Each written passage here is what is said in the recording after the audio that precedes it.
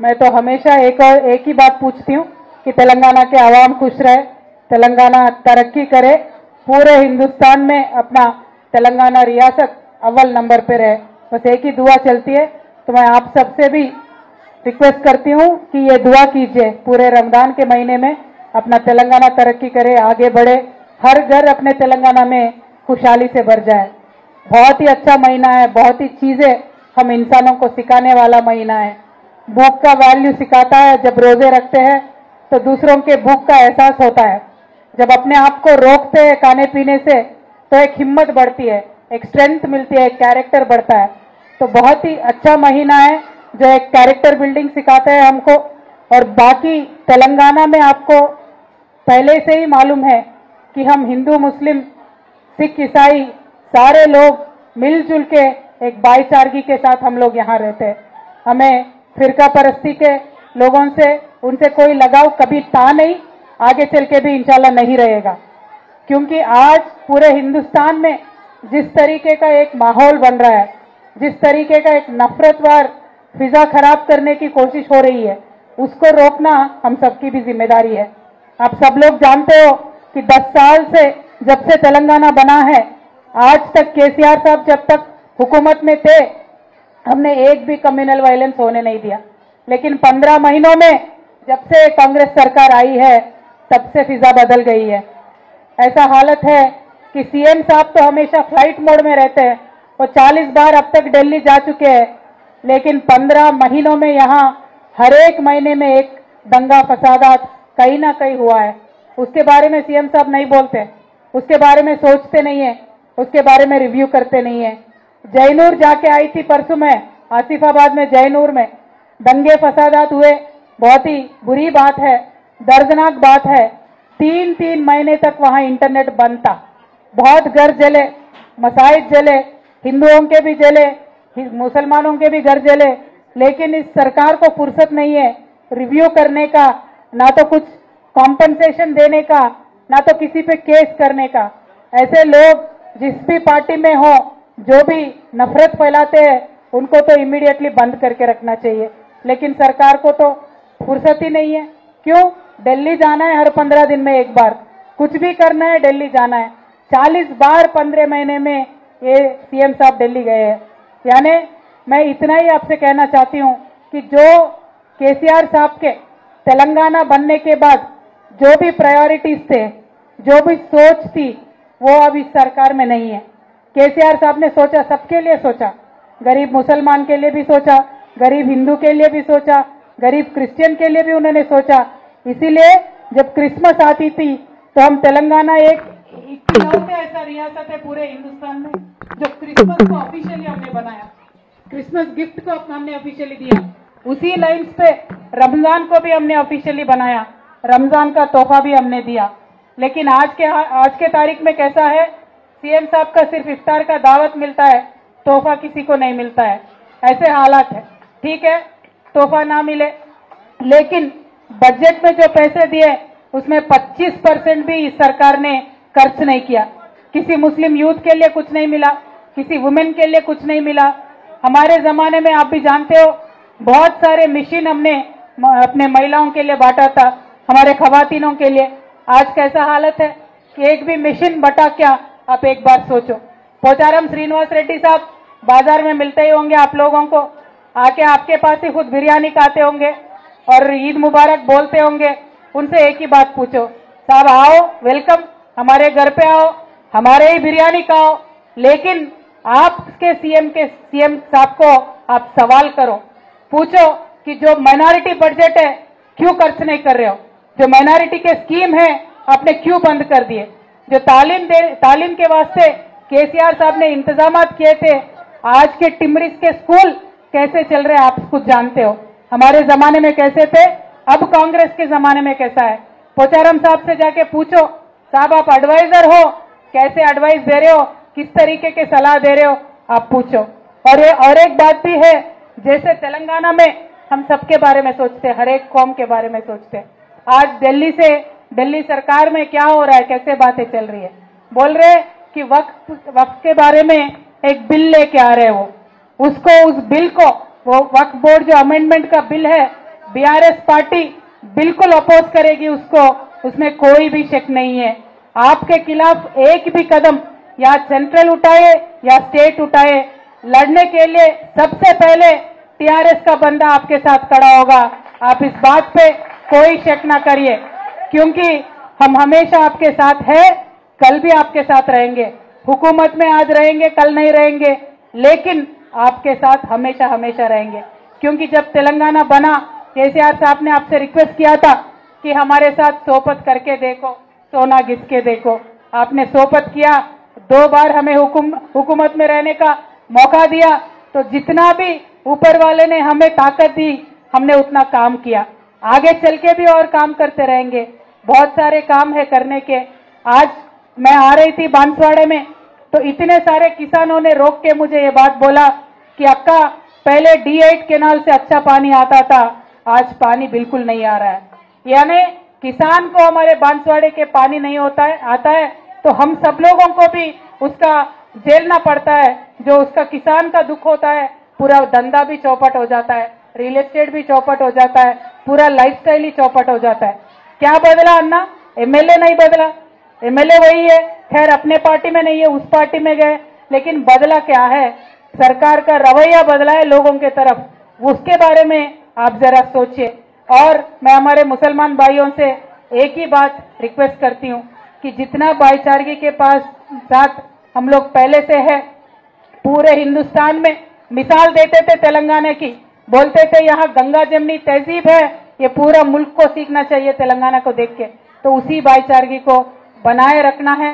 फिलहाल थोड़े दिक्कत होंगे, इस सरकार शायद पूरे स्कीम नहीं दे रही होंगी, लेकिन उनके लिए हम असेंबली में भी आवाज उठाएंगे, काउंसिल में भी आवाज उठाएंगे, और वक्फ बिल के खिलाफ राज्यसभा में हमारे एमपी है, वो भी जरूर आवाज उठाएंगे।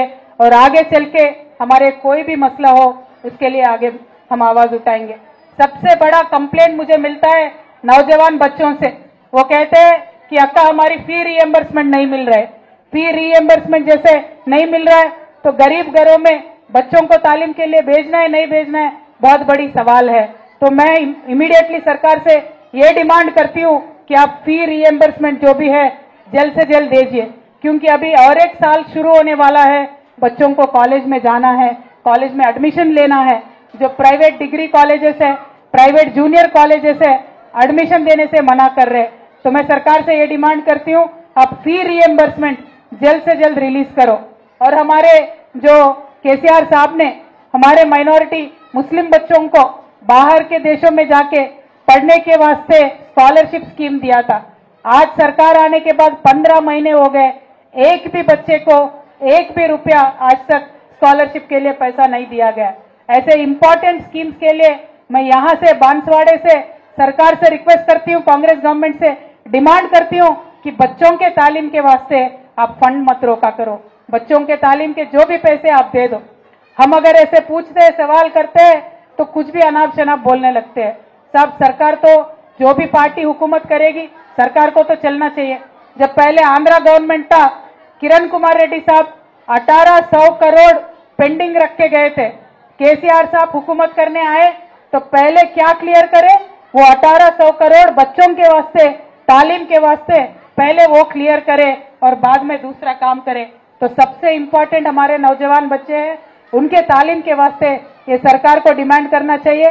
और पोचारम श्रीनिवास रेड्डी साहब से भी मैं डिमांड करती हूँ, आप कांग्रेस में गए, आप एडवाइजर है, आपका कैबिनेट रैंक है, तो आप इमीडिएटली सीएम साहब से बोलो और ये बच्चों के तालीम के वास्ते जो भी पेंडिंग फीस है उसको इमीडिएटली रिलीज करने लगाओ। और हमारे बहनें यहाँ पे है, अगर उनके बारे में मैं नहीं बोलूंगी तो वो तो नाराज हो जाएंगे। हमारे खवातीन जितने भी यहाँ मौजूद है, आप तो जानते हो वोटिंग के टाइम पे, इलेक्शन के टाइम पे कांग्रेस ने क्या बोला कि शादी मुबारक में केसीआर साहब सिर्फ 1 लाख रुपए दे रहे कल्याण लक्ष्मी में, शादी मुबारक में।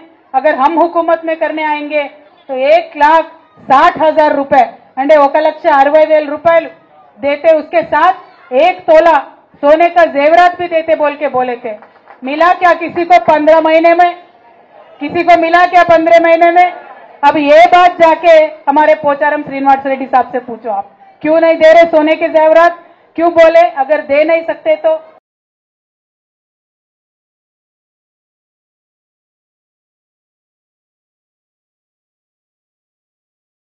क्यों बोले? अब बोल रहे नहीं, हमें समझ में नहीं आया। अगर समझ में नहीं आया तो हुकूमत में रहने का कोई हक नहीं है। ये बात मैं बताते हुए जितने भी मरकज कमेटी के हमारे बड़े लोग आए हैं उन सबको भी मैं वेलकम करती हूँ। टाइम हो गया क्या ना रोजा? नहीं टाइम है। मरकज कमेटी के एल्डर्स को सारों को वेलकम करती हूँ। और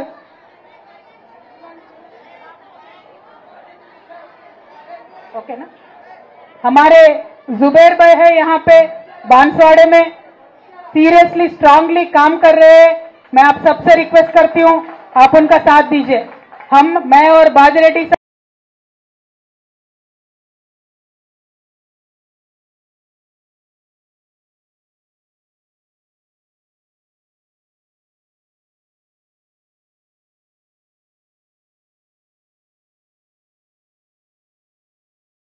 दोनों भी यहाँ तक हैदराबाद से, और आयशा मैडम, सुमित्रा मैडम, हमारे रजाक भाई, महमूद भाई और हमारे जितने भी यहाँ लीडर्स हैं जो सारे लोग,